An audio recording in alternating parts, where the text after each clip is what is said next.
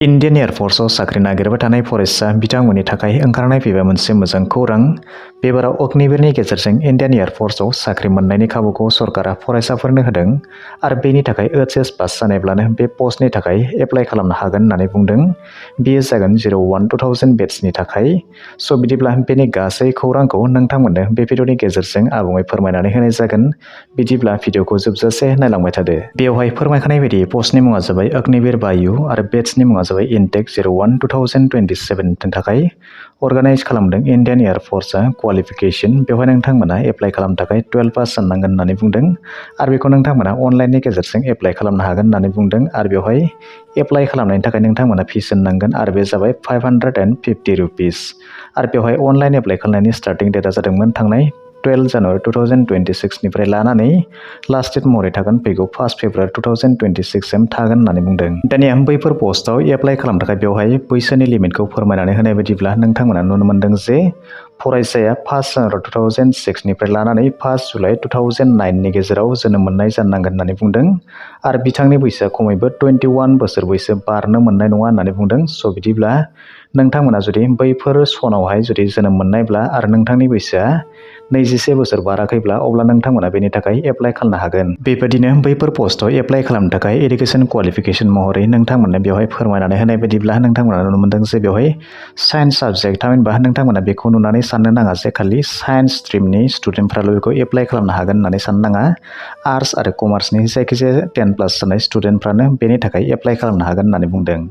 स' बेवहाय जुदि साइन्सनि स्टुडेन्टब्ला बेवहाय नायदो बिथाङा इन्टारमिडियेट नङाब्ला 10+2 नङाबा इकुइभेलेन्ट एग्जामिनेसनाव मेथामेटिक्स, फिजिक्स आरो इंलिश लानानै जायखिजाया सेन्ट्रेल बोर्ड, स्टेट बोर्ड नङाब्ला इउनियन टेरिटरि बोर्डनिफ्राय 50% मार्क्स लानाय जानांगोन होननानै बुंदों। लोगोसेनो बिथाङा इंराजियावहाय 50% मार्क्स मोननाय थायोब्ला नोंथांमोना बेनि थाखाय एप्लाइ खालामनो हागोन होननानै बुंदों। आरो जुदि सोरबा फरायसाया साइन्सनि स्टुडेन्ट नङाब्ला आरो बिथाङा आर्ट्स एबा कमार्सनि स्टुडेन्टब्ला अब्ला नोंथांमोना बेवहाय नोंथांमोननि थाखाय फोरमायनानै होदों जे बिथाङा इन्टारमिडियेट नङाब्ला 10+2 नङाब्ला इकुइभेलेन्ट एग्जामिनेसनाव नोंथांमोना जायखिजाया सेन्ट्रेल बोर्ड, स्टेट बोर्ड नङाब्ला इउनियन टेरिटरि बोर्डनिफ्राय 50% मार्क्स लानायजों लोगोसे नोंथांमोना जुदि इंराजियाव 50% मार्क्स दङब्ला अब्ला नोंथांमोना बेनि थाखाय एप्लाइ खालामनो हागोन होननानै बुंदों। बेफोरनि अनगायैबो जुदि सोरबा फरायसाया भकेसनेल आरो नन भकेसनेलावहाय 10+2 नि एग्जामिनेसनावहाय 50% मार्क्स लानायजों लोगोसे इंराजि साबजेक्टआव जुदि 50% मार्क्स लानानै पास जानाय दङब्ला बेनि थाखाय एप्लाइ खालामनो हागोन होननानै बुंदों।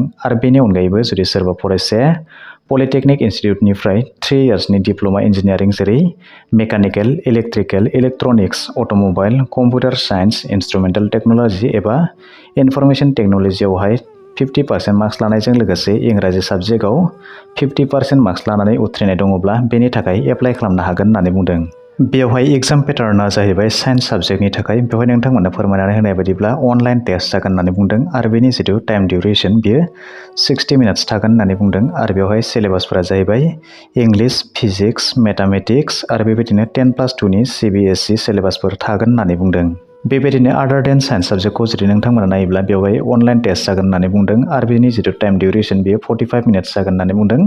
बेबायदिनो सिलेबासखौ जुदि नायोब्ला इंलिसाव बेवहाय 10+2 नि जिथु CBSE नि सिलेबास महरै जागोन होननानै बुंदों। बेनि अनगाबो रिजनिं आरो जेनेरेल एवारनेसफोर थागोन होननानै बुंदों। स' बेवहाय बेयो जिहेतु सेन्ट्रेल बेसिसाव बे एग्जामा जागोन बेखायनो बेयो गासैबो सेन्ट्रेल बोर्डनि सिलेबास महरैसो जागोन।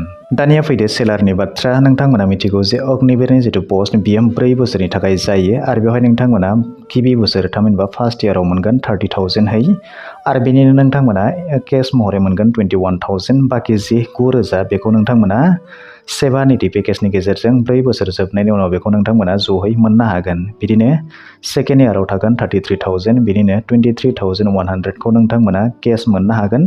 बिदिनो थार्ड इयाराव नोंथांमोना 36,500 आरो बिदिनो फोर्थ इयाराव नोंथांमोना 40,000 महरै नोंथांमोना सेलारि मोननो हागोन। स' बेवहाय नोंथांमोना मोनसे खोथाखौ नोजोर होब्लानो जाबाय जे जेब्ला नोंथांमोननि 4 बोसोर खामानि मावनाया जोबनानै थाङो थामहिनबा एक्सिट आफ्टार 4 इयार्स बेवहाय नोंथांमोना एप्रक्सिमेटलि 10.04 लाख नोंथांमोननो बेवहाय सेवा निधि पेकेजनि गेजेरजों बेखौ लामसाम होनाय जागोन आरो बे लोगोसे नोंथांमोना 4 बोसोराव जेसेबांखिनि इन्टारेस्ट जादोंमोन नोंथांमोना बेखौबो जयै मोननो हागोन होननानै बुंदों। स' बिदिब्ला नोंथांमोना बेवहाय मोननैसो इम्पर्टेन्ट डेट्सफोरखौ मिन्थिनानै लानाया जोबोरै गोनां। बे जाबाय नोंथांमोननि जि अनलाइन एप्लाइ खालामनायनि स्टार्ट डेट बेयो थांनाय 12 जानुवारि 2026 आव जादोंमोन आरो बेनिनो लास्ट डेट महरै थागोन फैगौ 1 फेब्रुवारि 2026 सिम थागोन होननानै बुंदों आरो नोंथांमोननि जि एग्जाम बेयो फैगौ 30 आरो 31 मार्च 2026 आव जागोन होननानै बुंदों आरो नोंथांमोननि जि एडमिट कार्ड बेखौ एग्जाम जागोननि 24 घन्टा नङाब्ला 48 घन्टानि गेजेराव नोंथांमोना बेनि जि एडमिट बेखौ मोननो हागोन होननानै बुंदों। स' बिदिब्ला अनलाइन एप्लाइ खालामनाय हाबाफारिया सोलिगासिनो दङ। नोंथांमोना बेबायदिनो अनलाइन एप्लाइ खालामनानै लादो। आं बेनि लिंकखौ डिसक्रिपसनाव होनानै दोनदों। नोंथांमोना बेबायदि थांनानै अनलाइननि गेजेरजों बेखौ गोरलैयैनो एप्लाइ खालामनानै लानो हागोन।